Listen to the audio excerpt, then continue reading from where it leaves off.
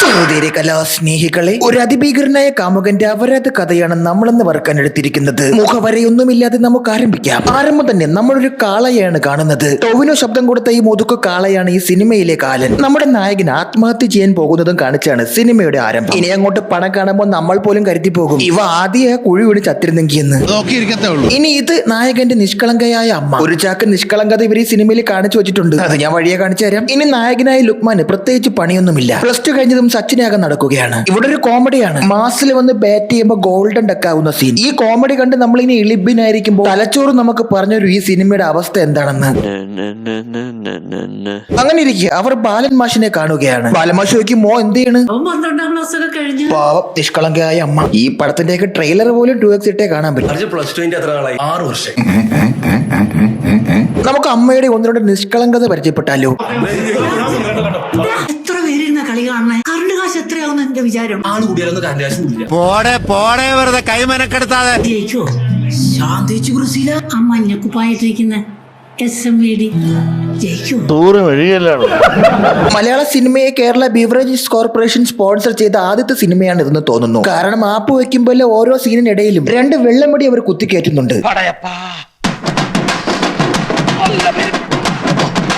എനിക്കൊന്ന് പറയാനുള്ളത്, മദ്യം വിഷമാണ്, അത് കഴിക്കരുത്. ഓരത്തിന് മദ്യം കൊണ്ടുള്ള ചില അന്തർലീനമായ ഉപമകളും നമുക്ക് കാണാൻ സാധിക്കും. ഒരു ഉദാഹരണത്തിന് ഇങ്ങനെയൊക്കെ സ്ക്രിപ്റ്റും ഡയലോഗും എഴുതി കഴിഞ്ഞാൽ ഇതിന്റെ കഥ തിരക്കഥാകൃത്തൊന്നും ഒരു കാലത്ത് രക്ഷപ്പെടൂല. എന്തായാലും ഇത്രടം വരെ വന്നതല്ലേ, അമ്മയുടെ ചെറിയൊരു ക്യൂട്ട്നെസ് കൂടി കണ്ടിട്ട് പോക്കോളൂ. എനിക്ക് ആകെ മമ്മൂട്ടിയും മോഹൻലാലിനെ അറിയും. നോക്കിയാ എന്ത് ചെറുപ്പാന്ന്. അറിയാലോ, മമ്മൂട്ടിയാണ്.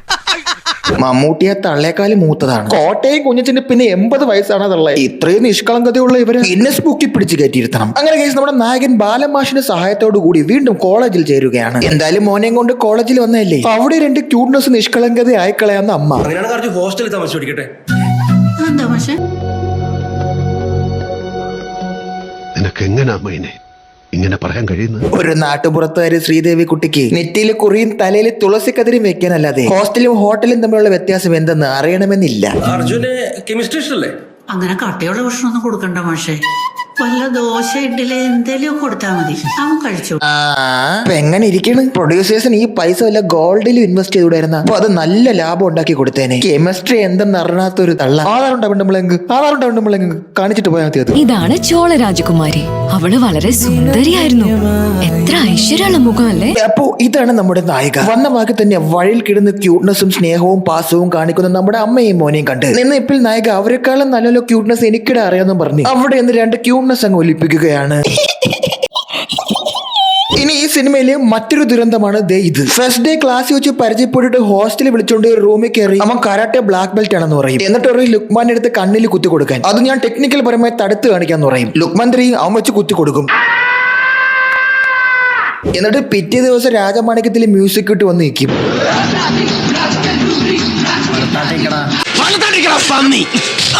ഈ സീൻ കഴിഞ്ഞത് നമ്മുടെ നായകനും നായകൻ തമ്മിൽ സെറ്റ് ആവുകയാണ്. ആദ്യം അവർ പരസ്പരം ചിരിക്കും.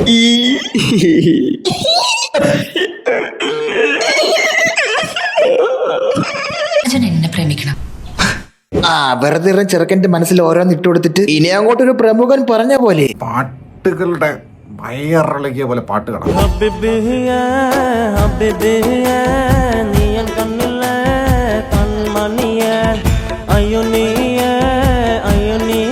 ശേഷം നായകന്റെ ഓൺ സൈഡ് ലവ് അങ്ങോട്ട് തുടങ്ങുകയാണ്. അവക്കടെ പാസ്പോർട്ട് സൈസ് ഫോട്ടോ എടുത്ത് പേഴ്സിൽ വെക്കുക, അവളെ ഇംപ്രസ് ആക്കാൻ വെള്ളപ്പള്ളി നടച്ചിട്ട് ഷർട്ട് വിട്ട് പോവുക, എന്നിട്ട് അവള് ഗിഫ്റ്റ് കൊടുത്ത വാച്ചും കെട്ടി പുളകം കൊള്ളുക.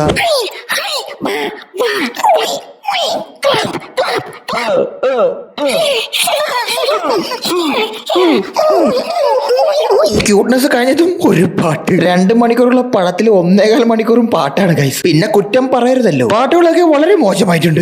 അങ്ങനെയൊന്നുമല്ല, ഓക്കെ പാട്ട് ഇത്രയും കാണിക്കാൻ മോഹമായിരുന്നെങ്കിൽ വല്ല ഉത്സവ പറമ്പിൽ ഗാനമേള നടത്തിയാൽ പോരായിരുന്നു. എന്തിനിങ്ങനെ ഒരു സിനിമയ്ക്ക് എടുത്ത് നമ്മളെ പറ്റിക്കണം. നായകക്ക് ഈ സിനിമയിൽ ഒരൊറ്റ പണിയേ ഉള്ളൂ, പോപ്പിൻസ് വർണ്ണത്തിലുള്ള ചുരിദാറുകൾ ഇട്ട് ക്യാമ്പസിന്റെ റോഡിലൂടെ ഇങ്ങനെ ക്യൂട്ട്നെസ്സും വാരി നടക്കുക. അല്ലാതെ പ്രത്യേകിച്ച് ഒരു പണിയും നായികക്കില്ല. അങ്ങനെ തന്റെ ഓൺ സൈഡ് പ്രേമത്തിന്റെ തുടക്കം ചുമരിൽ ഒട്ടിച്ച നായികയുടെ പോസ്റ്ററിന് ഒരു ഉമ്മയും കൊടുത്ത് പക്ഷെ നമ്മൾ കാണുന്നത് ഒരു ബാറിനകത്തിരുന്ന് വെള്ളം ഓടിക്കുന്ന നായകനെയാണ്.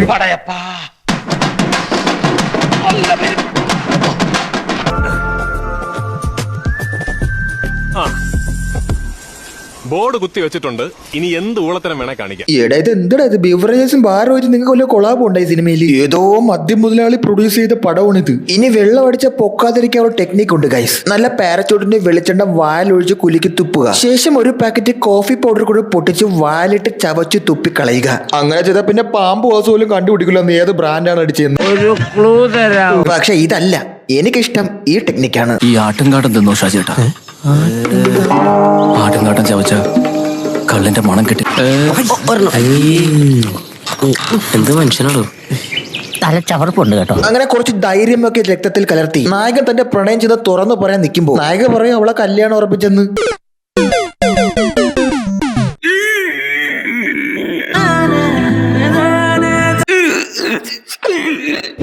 ആ വിഷമത്തിൽ മനോനൊന്തം കാരണം വണ്ടി എടുത്ത് പോകുന്ന നായകനെ ലോറി ഇടിക്കുകയാണ് ഗൈസ്.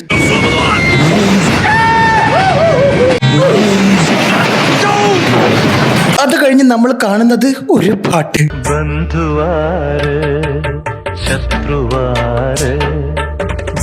അങ്ങനെ അമ്മയും മോനും തമ്മിലുള്ള വാത്സല്യത്തിന്റെ അഗാധ പാട്ട് കഴിഞ്ഞ ഉടൻ ഒരു മദ്യപാന സീൻ. കരളു പങ്കിടാൻ വയ്യന്റെ പ്രണയമേ പകുതിയും കൊണ്ടുപോയി ലഹരിയുടെ വട്ടി. എന്നിട്ട് ഇവൻ നേരെ പോയി കോളേജ് കയറി ചെന്ന് നായക ഇവന്റെ കല്യാണം വിളിക്കും. ഇത് എന്റെ ആദ്യത്തെ ലെറ്റർ ആണ്, നീ ഉറപ്പായിട്ടും കല്യാണത്തിന് വരണമെന്ന് പറയും. ഇപ്പൊ തന്നെ കലിമൂത്ത അവൻ ആ കല്യാണ ലെറ്ററിൽ ചെറുക്കന്റെ പേര് വിട്ടിട്ട് അതിന്റെ മുകളിൽ ഇവന്റെ പേര് എഴുതി വെക്കും. സർപ്രൈസ്. നായിക ലൈക്ക് ശേഷം പിന്നെയും കൂട്ടുകാരെല്ലാം കൂടിയിരുന്ന് ഒരു വെള്ളമടി സീൻ. ഇനി ഇവന്റെ മനസ്സിൽ പറയാതെ കിടന്ന പ്രണയം കല്യാണ ലെറ്ററിൽ എഴുതി കാണിച്ച നായകനോട് നായികക്ക് എന്തോ പറയാനുണ്ട്. നിനക്ക് ധൈര്യം ഉണ്ടായിരുന്നെ നീ നിന്റെ ഇഷ്ടം അപ്പൊ തുറന്നു പറഞ്ഞാൽ. മനസ്സിൽ തോന്നിയൊരു ഇഷ്ടം പോലും തുറന്നു പറയാൻ ധൈര്യമില്ലാത്ത നിന്നെ പോൽ തൊടുത്തിനോടൊക്കെ എനിക്ക് ഒരിക്കലും ഒരു ഇഷ്ടം തോന്നില്ല. ആഹാ അത്രക്കായ എന്റെ ധൈര്യത്തെ ചോദ്യം ചെയ്ത എന്നാ എന്ന് രണ്ടിലൊന്നും അറിഞ്ഞിട്ട് എന്റെ ബാക്കിന്ന് പറഞ്ഞ് നേരെ കല്യാണം ഉറപ്പിച്ചിരിക്കുന്ന പെണ്ണിന്റെ വീട്ടിൽ പോയിട്ട് കൂട്ടുകാരന്മാർ രണ്ടും കൂടെ വെള്ളം അടിച്ച് അവിടെ കിടന്ന് മഹാലമ്പ്. നീ ആണാണെങ്കിൽ ഇറങ്ങി വാടി. ഉണ്ണിയാർച്ച അതോ മാർക്കറ്റ് താച്ചറാ അല്ലേ കൂതറ സാഹിബിന്റെ മോളോ? എടി ഒരുമ്പെട്ടോളെ നിന്നെ ഇവിടെ നിന്ന് ഓടിച്ചില്ലെങ്കിൽ കണ്ട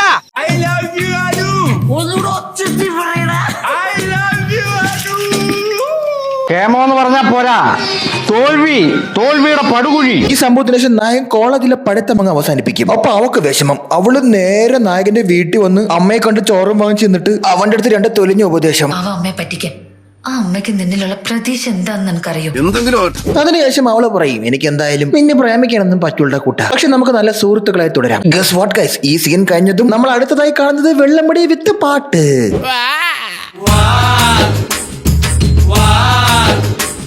പാട്ട് കഴിഞ്ഞ് വെള്ളം ഒടിച്ച് ഫിറ്റായി തറയിൽ കിടന്ന് ഉറങ്ങിയ നായകനെ കണ്ടിട്ട് ആ കൊടും തണുപ്പത്ത് നായിക പറയും നമുക്ക് ചായ കുടിക്കാൻ മലയുടെ മോളിൽ പോയിട്ട് വരാന്ന്. അങ്ങനെ ഒരു വണ്ടി ചോദിക്കാനായിട്ട് അങ്ങോട്ട് ചെല്ലുമ്പോൾ അത് അവിടെ ഇരിക്കുന്നു നമ്മുടെ സൂപ്പർ സ്റ്റാർ.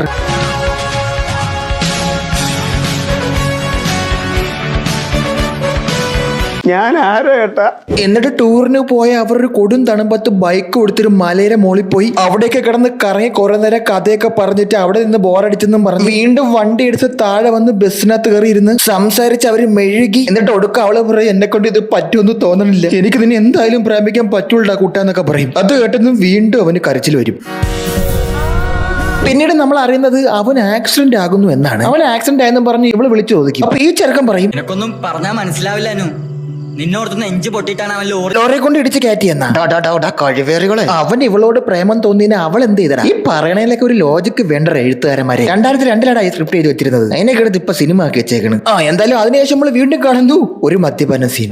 ഇനി മിക്സിംഗ് റൗണ്ട്, ബ്രാൻഡി, വിസ്കി, ജിന്നി, വോഡ്ക. ഈ മദ്യപാന സീൻ കഴിഞ്ഞിട്ട് അളിയൻ നേരെ വീട്ടിൽ ചെന്ന് അമ്മയെ കുറെ തെറി.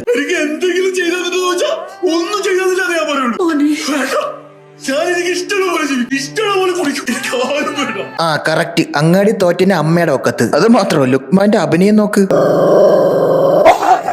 ഞങ്ങള് വേണമെങ്കിൽ ഒരു 5 പേര് കൂട്ടി ആത്മഹത്യ ചെയ്യാമോനെ. ഇത്രയൊക്കെ അമ്മയെ പറഞ്ഞിട്ട് പിറ്റേ ദിവസം രാവിലെ ഇപ്പൊ കുറ്റബോധം എന്ന് പറഞ്ഞ് അമ്മയെ കാല് പിടിച്ച് കരയും. എന്നാ ഇവൻ നന്നാവോ? എന്നിട്ട് നേരെ ഇവൻ പോയി അവളെ അച്ഛനായ സീരിയലിലെ സാധു അച്ഛനടുത്ത് മോളെ കാണണമെന്നൊക്കെ പറഞ്ഞ് വീഴും. അങ്ങനെ പറയും കൊന്നുകളയും നായെന്ന് പറയും. അത് കേട്ടത് ഒരു സങ്കടം സഹിക്കാൻ വയ്യാതെ ബൈക്ക് കൊടുത്ത് വിട്ടടിച്ചു പോയി യവൻ മറിഞ്ഞ് വീണ അവിടെ. ഒരു മലയുടെ മണ്ടയ്ക്ക് പോയിന്ന് അവൾ കൊടുത്ത വാച്ചും എടുത്ത് എറിഞ്ഞ് അവളെ പാസ്പോർട്ട് സൈസ് ഫോട്ടോയും നോക്കി അയവിറക്കി ചാടി ചാവാൻ ശ്രമിക്കുകയാണ് ഗൈസ്. പെട്ടെന്ന് അമ്മയുടെ ഫോട്ടോ കണ്ടതും കണ്ണ് നിറയും, എന്നിട്ട് ചാടി ചാവാൻ നോക്കും. ബട്ട് ഗൈസ് അവിടെ ഇവനെ ടൊവിനോ രക്ഷിക്കും. തിരിച്ചു വെക്കടാ അർജു.